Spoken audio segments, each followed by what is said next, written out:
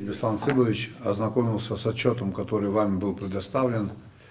У меня несколько вопросов по деятельности Министерства сельского хозяйства и по отчету. Расскажите нам поподробнее, как реализуется целевая программа развития сельского хозяйства, ее параметры, ожидаемый результат, стадия реализации. В основном Министерство сельского хозяйства занимается освоением программы, выделенными под нее финансовые средства в размере 100 миллионов последние 3 года. Общая сумма это была, как вы заметили, 100 миллионов рублей, из них освоено 99,9 миллионов. По основным направлениям это первое — развитие растениеводства, 37,5 миллионов рублей. В основном это мы по программе, как вы знаете, она утвержденная правительственная комиссия, которая отбирает проекты, к нам поступающие из районов, из сел, из районов. В 2023 году первое, что мы новое ввели, это то, что мы совместно с местными органами самоуправления отбираем и привлекаем к этим проектам наших крестьян из сел. Приобретено по линии растениеводства различных сортов, саженцев и передано крестьянам, участникам этой программы 48,9 тысяч корней. Из них 25 380 это были мандарины, это мандарины раннеспелых сортов. То есть за счет чего в этом году намного раньше, чем в прошлом, позапрошлом году начался сбор мандарин, и по таможенным данным, те показатели, что были, хотя и намного меньше, чем в прошлом году, сам цитрусовый сезон был, но за то, что раньше начали сбор, это именно результат того, что ранее спелые сорта уже вошли в эксплуатацию.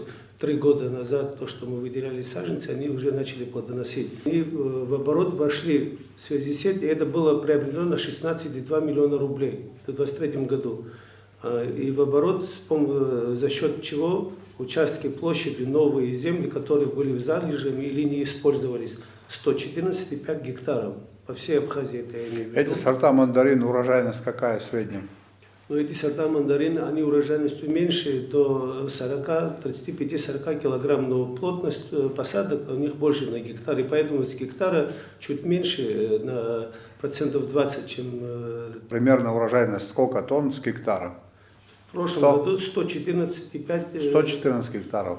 Это примерно около 300 тонн урожая. Урожай именно быть, так, из новых тех закладок, которые мы заложили. Также были приобретены, вот для того, чтобы мы, в принципе, суть вы знаете, но просто напомню, как работает программа. Мы средства, практически наши участники программы, в виде денежных средств не получают. То есть они... те работы, которые необходимо провести, или те материалы, которые нужны для того или иного направления, указанные в своих проектах, государство им предоставляет. При Минсельхозе есть комиссия, которая проводит конкурс, проводит тендер на приобретение материалов или проведение работ. И это по закону о госзакупках, вот, исходя из этого закона, мы так и вот принимаем эти. То есть люди, которые участвуют, они получают материалы, начиная от колев, от колючих проволок, в виде материалов, оборудования. Единственные проблемы в том, что иногда бывает, что вот поставщики нас подводят, или участники проектов, как сказать, допускают пробелы по уходу за теми растениями, которые вот мы им помогли организовать. Это мы прослеживаем, комиссия выезжает на места.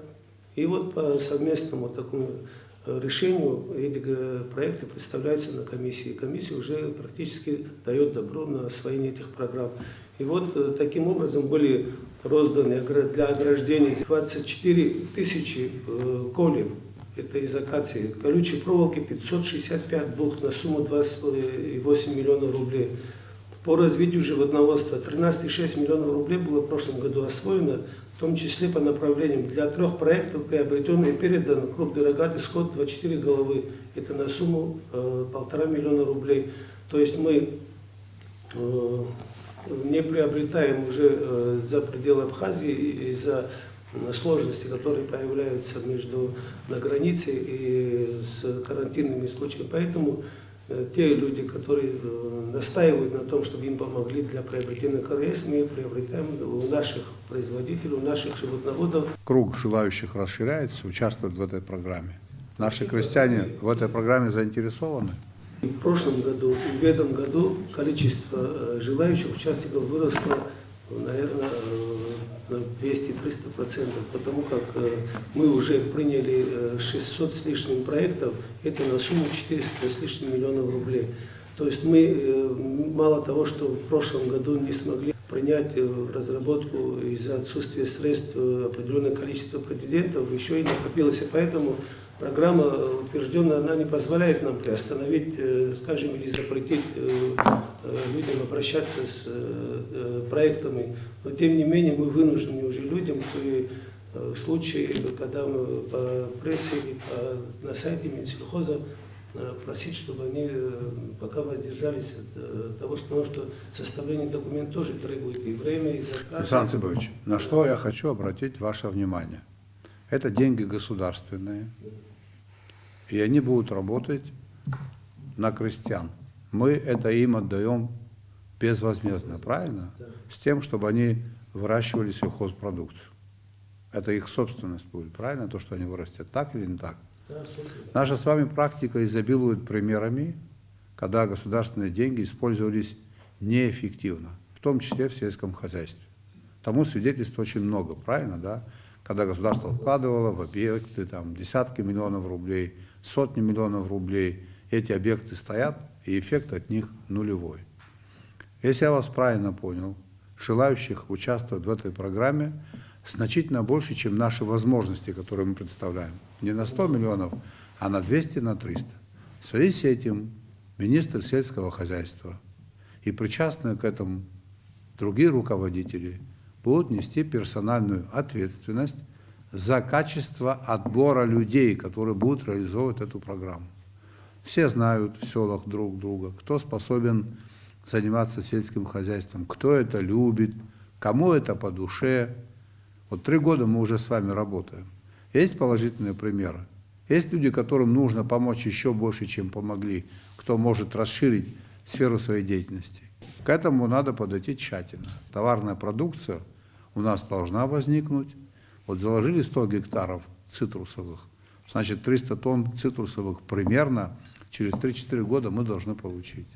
Крупнорогатый скот, значит какую-то товарную продукцию качественную мы должны получить для снабжения там, населения, гостей и так далее. Все это нужно контролировать. Самое главное, чтобы наши деньги оказались в руках эффективных крестьян, умеющих и желающих работать. Это самое главное. Согласны, мы в этом направлении работаем. Объемы государственных инвестиций в сельское хозяйство понятны. 100 миллионов рублей. Освоено 99,9% из этих денег. Это тоже понятно. Какова потребность в инвестициях в сельском хозяйстве? Миллиарды рублей, наверное, да? Скорее всего, да, конечно. Да, десятки миллиардов рублей в год. Что в этом плане предпринимают частные инвесторы? Что-то делается? Частные инвесторы где-то присутствуют в отрасли? Есть у нас проекты, где участвуют именно частные предприниматели. Это и по закладке многолетних садов, тех же самых мандаринов в Корчарском районе, в совхозе Кохора, госхозе Кохора.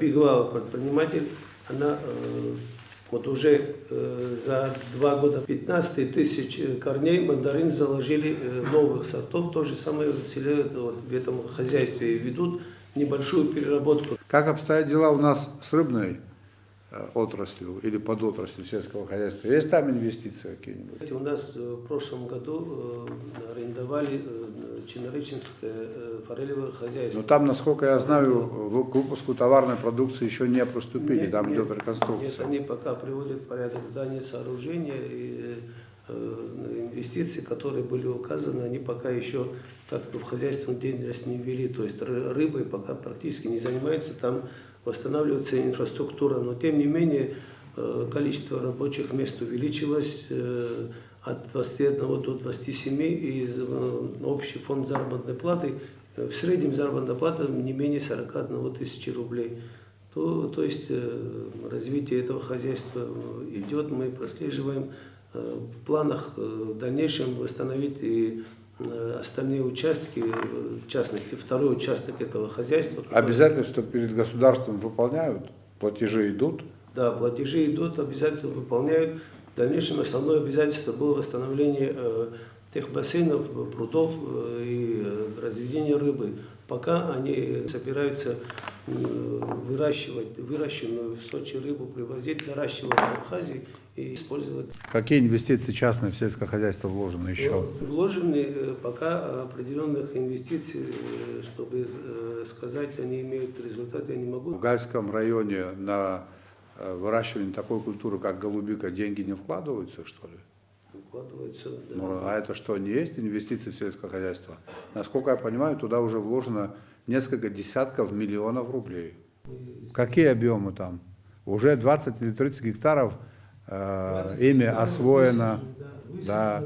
Они в прошлом году собрали урожай. 20 гектаров освоить, это миллионов 20 уже вложено. Все у них там идет по плану. Какие у них там есть проблемы, чем им надо помочь, что там происходит? В основном идут по своему плану, они высадили в дальнейшем, в этом году намереваются до 15 гектаров. В этом году? В этом году, да, высадить дальнейшую голубику. Единственное, у них это появилась болезнь, которым они не могут пока наладить из-за отсутствия специалистов. Они вроде пригласили из-за рубежа и еще им помогают те А что за болезнь такая появилась? Ну, это связано со влажностью, она на стадии уже созревания начинает болеть из-за высокой влажности. И поэтому они... А это излечимая история? Они, как говорят, излечимы, но нужны специальные удобрения, которые нет ни в Абхазии, ни в России. Поэтому они вроде завозят его через Турцию из дальнего зарубежья. Завезли первую партию, и этим занимались и предприятия в Крачарском районе. Вот они совместно с ними сейчас вот они смогли вроде преодолеть эту болезнь. А сельское хозяйство как отрасль высокорисковая, вот их проблемы надо знать. И государство должно решать их проблемы, помогать им в этом. Как обстоят дела с выращиванием аквакультур? Вот мы выделили акваторию моря, там несколько тысяч гектаров.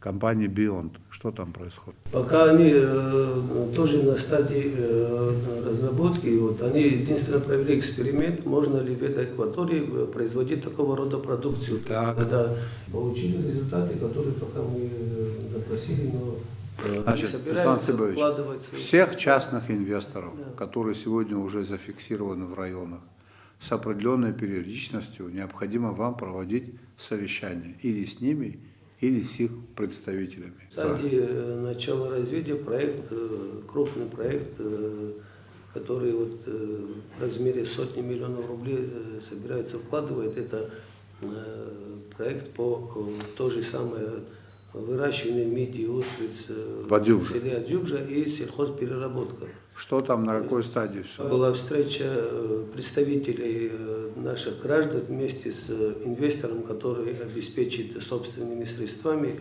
в Росэкспорт с заместителем руководителя, и нашли понимание, поэтому начинают уже конкретно готовить генплан для начала этих работ. То есть определять сумму, определять подрядчиков, которые будут строить.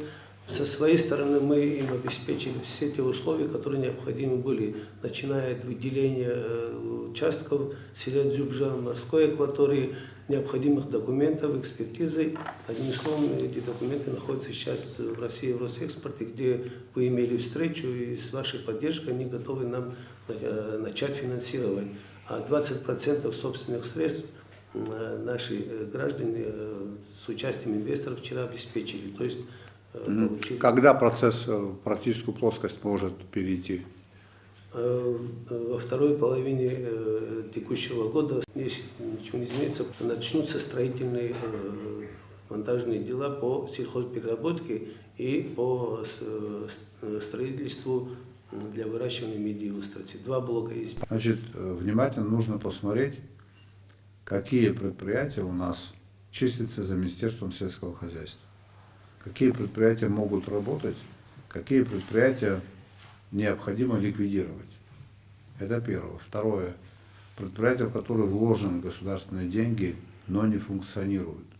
Вот завод там есть у нас по фасовке меда. Там, я не знаю, кому этот молочный завод принадлежит. Предприятия, которые находятся в Пицунде, тепличное хозяйство, ряд других предприятий. Да? Надо подумать, как их реанимировать. Это возможно или нет. Ключевая отрасль. Мы ее обозначаем как приоритетную. Сельское хозяйство.